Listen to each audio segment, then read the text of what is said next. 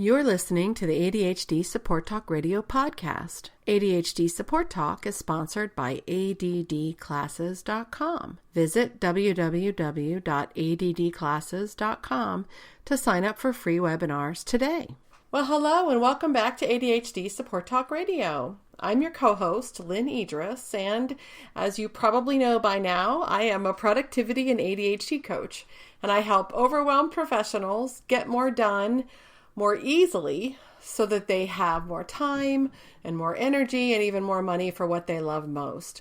I'm a woman with ADD myself, so I've been where many of you are, and I've gone from living in that constant state of chaos and underperformance and overwhelm that we all know way too well to living a life of much more success and fulfillment than I ever would have dreamed possible at once in my life. And I know you can share the same success too. You can learn more about me, what I do, and the programs and services I offer at www.coachingadvantages.com.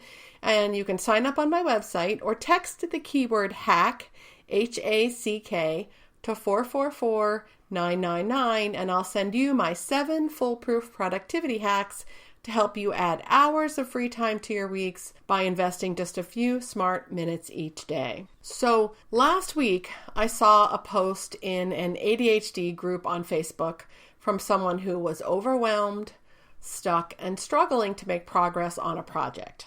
We have all been there, right? Hell, I'm there to some degree every day, right? There's always something, at least one thing on my to-do list that I have little or no motivation for, right? There's always at least one thing I have to do every day that I don't really want to do, that I have little or honestly zero motivation for, zero interest in, and do not find enjoyable, engaging, stimulating, or fun in the least. It's adulting, right? Isn't that what we call that? If I look back over my day just today, it was peppered with those kinds of things from the moment my alarm went off. Actually, I didn't even feel like getting up this morning, okay? I didn't feel like working out on a Monday morning. I didn't feel like emptying the dishwasher before work. I really didn't feel like calling the insurance company over my very short lunch break. And I can tell you in advance that I'm really not going to feel like making dinner this evening or preparing some sort of a meal after working for 10 plus hours. I'm sure most of you encounter many similar things throughout your days, right? And like you, I get overwhelmed and I get stuck. Just yesterday, I was sitting in my office on a lovely Sunday afternoon, and I had a hard time getting myself focused to make any real progress on a presentation I have to prepare for. So, what do you do when you're uninspired? What do you do when you're overwhelmed and when you're stuck? What do you do when you don't feel motivated to do something you need to do? So I will tell you what I would tell a client and what I tell myself, how I address these kinds of things. The truth of the matter is, you don't really need motivation to get stuff done. You need to move. I call this the motivation myth.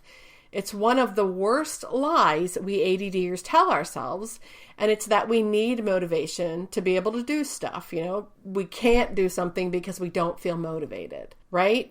I know that it's easier when you feel motivated. When you feel motivated, when you feel engaged, when you feel inspired, when you feel interested in something, it fires up that underactive part of your brain.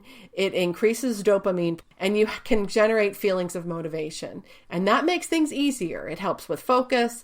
It helps with concentration. It helps with activation or getting started. Yes, life is easier, and doing things is easier when you feel motivation, but you don't actually need it. And believing that you need it, again, is one of the biggest lies that we tell ourselves. That motivation myth really does us no help at all. So what you need when you can't muster motivation or when you don't have it on its own is momentum. It's movement. So do absolutely anything you can to create momentum. No matter how small the step is, take it. Then another. And once you get started, once you get past that activation hurdle, those little steps will create momentum to take the place of motivation.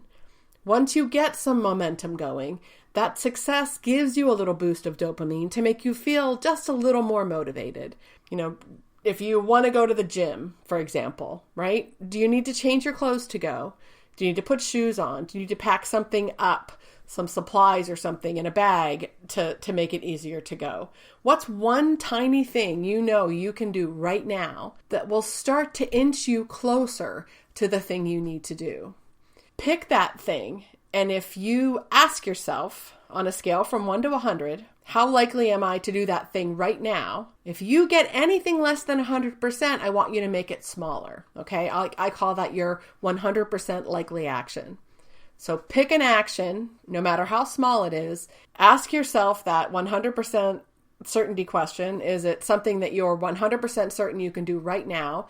And if it's less than 100, break it into something smaller. Ask the question again.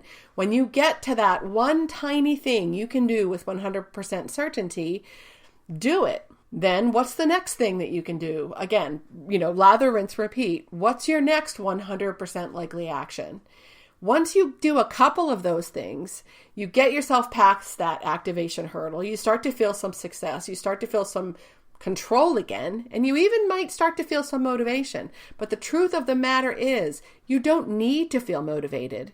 You just need to do something to get you moving so that you can take advantage of momentum. So again, just do something because you can, because you're capable, because you're able. Find that one thing, no matter how small it is, do it. Give yourself credit. I always tell my clients, take your right hand, reach it out, stretch it out as far as you can. Now reach over and touch your left shoulder with your right hand and give yourself a pat on the back. And I want you to say, atta girl or atta boy or way to go. And even if you feel like a goofball, do it again. That little bit of inner cheerleader, that little bit of encouragement from yourself can make it a little bit easier to do the next 100% likely action.